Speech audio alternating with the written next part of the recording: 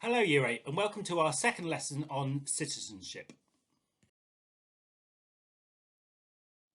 So the big idea that we're going to focus on today is this idea of freedom of speech does not mean you can say what you like. So we're just going to unpick this idea of freedom of speech and show what it actually means in the UK today.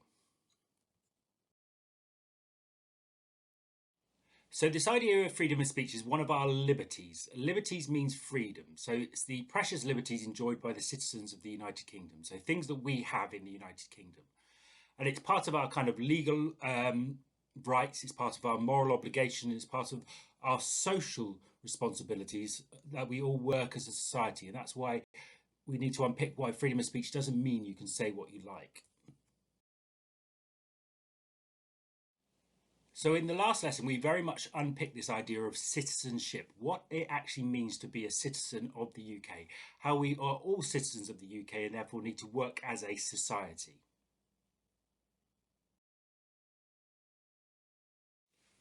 So I'm going to start with just consolidating what we did last lesson. So if you remember, being a citizen means that you effectively sign a contract with the government.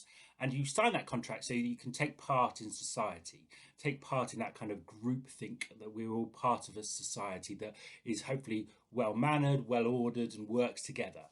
And because of that, because we're part of that society and because we are citizens, we have certain rights, but we also have certain responsibilities.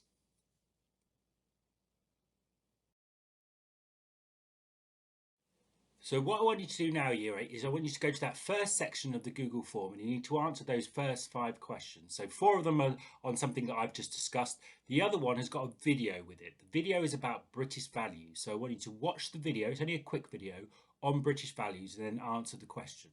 So take your time, don't submit it all until the end. So we'll work through the different sections as this video goes along.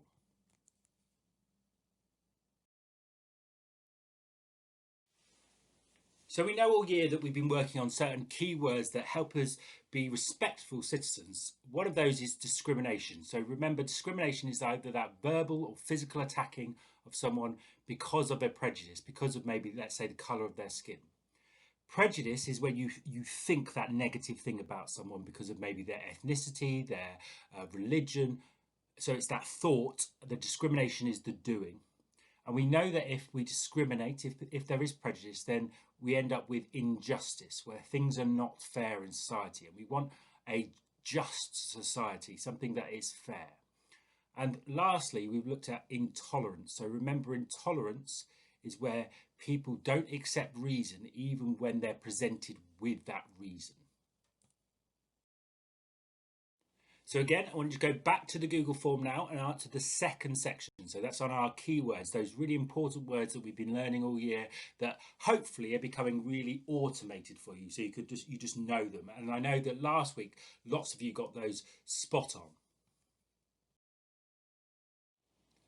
So what we looked at last week was also we looked at this idea of tax, which is one of our responsibilities as a citizen. So I'm just going to go back over some of those key principles we looked at last week. So when we looked at tax, we looked at the fact that you have to pay tax. So you have to pay the money towards the government. And it actually comes in lots of different varieties. So we know that we've got income tax, we have VAT, we have national insurance. And basically it just means that when we look at income tax, a percentage of your wages goes to the government. And the government spends it on the public sector. So all things like schools and hospitals, and that's what it uses that taxpayers' money for. So let's go back to our big idea today. Remember, we said our big idea today is freedom of speech does not mean you can say what you like. And like I said, we're going to unpick that and understand why that is. Firstly, though, what we're going to do is we're going to extend our keywords. So we're going to introduce a new keyword, one of our what we call our tier 2 words. So really important to improve our writing, to improve our understanding. So we're going to add this word persecution. So persecution is used often with prejudice and discrimination. So persecution is the act of harassing or oppressing a person or group of people, especially because of their identity. Remember, that identity could be to do with the colour of their skin, it could be to do with their nationality, it could be to do with their religion. So, like I've just said, that persecution could happen because people have faced persecution because of their religion, their race, their ethnicity, their political beliefs, their sexual orientation, and lots of other different factors. So, when somebody's picking on somebody because of those things, obviously they're showing prejudice, and if they actually persecute them, they're oppressing them, they're discriminating against them. Now, we might think, well, hang on a minute, we've got that word discrimination, so surely persecution is the same. But persecution differs slightly because persecution is planned and it happens over a long period of time. So discrimination could just be a single event, whereas persecution is that planned happening over a significant period of time. So the Jews, for example, in Nazi Germany between 1933 and 1945, when Hitler loses the Second World War, they are persecuted. So that happens, it's planned and it happens over a sustained period of time. So again, I want you to go to your Google form and answer that question on persecution and how persecution differs from discrimination.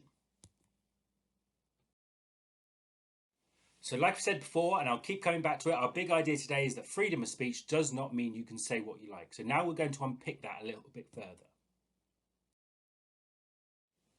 Now, as British citizens, what we want to do is we want to be part of a successful society. We want to be part of a society, a group of people where we all get on and it's harmonious and actually we respect each other. It doesn't mean every single view needs to be the same, but actually there needs to be that level of tolerance and also that level of respect. So what you need and what we say that we need in a successful society is that idea of respect. You have to respect other people, even if you disagree with them. You have to show tolerance and understanding of other cultures, other beliefs, and we allow in our society a level of freedom of speech, and you are able to express your views to a certain point. So we're going to unpick this idea of freedom of speech and what that actually means in the UK, because there's some people that misunderstand what freedom of speech actually means. So does freedom of speech mean you can say what you like? Well, actually, no, it doesn't. And there's some really good reasons for that. And one of the big reasons is intolerance and intolerant people. So remember, an intolerant person was someone who's unwilling to accept views that differ from their own, even when they're presented with evidence. So we know that there is no difference between races, and yet racists are intolerant and don't accept other people. So because of racists, that's why we have to have some limits on freedom of speech. So this idea of intolerant people is a big reason why we can't have complete freedom of speech, because intolerant people often hold lots of prejudices. Remember, those negative views, and racism is one of those prejudices. And prejudice, sadly, throughout history, we know leads to discrimination. So I gave you that example of Jewish people in Nazi Germany. Earlier on, it started off with prejudice and led to discrimination, led to some fairly horrific things happening. So if we extended tolerance to the intolerant, if we give these people, these racist people, complete freedom of speech, well, actually, they're going to use that to eradicate the rights of the tolerant. They're going to use that to eradicate other people's rights. And we know that freedom of speech comes within this idea of respect and tolerance. So we can't have that, because obviously those other two things don't work if you give people complete freedom of speech, and we need everything to work.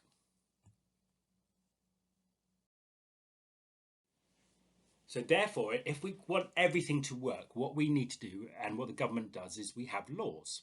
And any movement that preaches, that teaches intolerance and persecution, automatically goes against the laws, because that means that we are not tolerating people. It means we are not respecting people. It means we are not having a society at work, that works.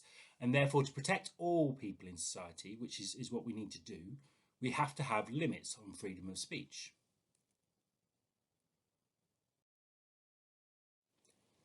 So consequently, freedom of speech doesn't mean that you can say what you like. It means you have freer speech as long as you don't harm other people's rights. Because as soon as we get harm towards other people, what we call potentially hate speech, then we're going to have problems as a society. And we want a harmonious society, one that works together.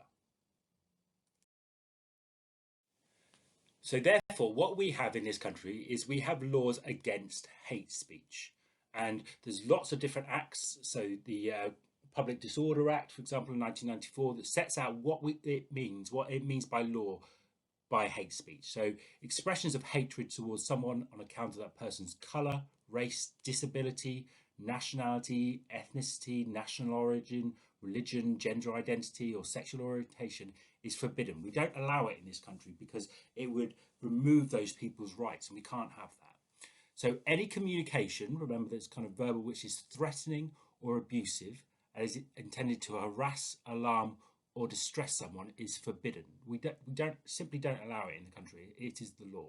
So the penalties for hate speech include fines, imprisonment, or both, because we don't want people, we want a tolerant society. We don't want intolerance within society.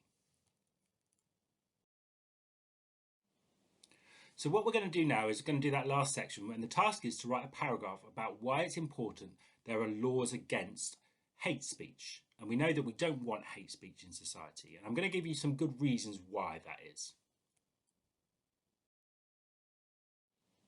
So the reasons that it's so important that there are laws against hate speech is that it stops harm to minority groups. And we've just said there's a long list of groups. It could be to do with their ethnicity, their religion, their race. And we don't want a group harmed in society. And it therefore ensures that we live in a society that is respectful and is tolerant, something that works for all people. And it also helps prevent discrimination, because we know that obviously hate speech is a form of discrimination. It is discrimination, and often those things can lead to physical discrimination and much worse things. Okay, so I want you to go back to the Google form now and answer those questions on why it is that we don't tolerate hate speech. So I've given you a list of 6 options, and you need to pick the 3 good reasons why we don't tolerate hate speech. So we're looking at answering this question here. Why is it important there are laws against hate speech? And we're trying to develop our explanations on this. So when we're developing explanations, we really need to think of these 3 words: and, so, because we don't want just a series of simple sentences. We want you to actually develop good rationale, good reasons for your arguments. So I'm going to give you an example of a paragraph, and you can use these kind of what we call STEM starters for your paragraph. So always try and link to the question first. So there are many reasons there are laws against hate speech. So we've started off, we've linked straight to that question. A significant reason for these laws is that it does something. What does it do towards minority people? How does it help? Now, we also want to develop that, like we said. So, and stops these groups being what? What happens to these groups if we don't stop hate speech? And think back to our key words that we looked at earlier on in the lesson. But we want to develop that. So we want to try and give more reasons. So there are laws against hate speech so that what? So what do we want to happen in society? What do we want for a good and successful society? So really think back to those reasons I've just given you. And then we're going to finish it off. So consequently, there is a need to challenge prejudice. Remember, prejudice is this intolerance in your head, and intolerance because. Why do we want to try and stop it? What happens if we don't stop it? Think again back to our keywords. Think about discrimination. What happens to groups if we don't challenge these prejudices, if we don't challenge this intolerance? Okay, so I want you to go back to your Google form, and now I want you to write that paragraph on why we don't allow hate speech. So again, you can go rewind and use my bits that I've just given you, or you can go to the booklet that I've created to help you out with those. So use those stems, and then you give me the reasons why we don't allow it. Okay, Yue, thank you very much for your engagement today. It's really important, some of these topics we're doing, so your engagement with it is fantastic, and keep up the brilliant work.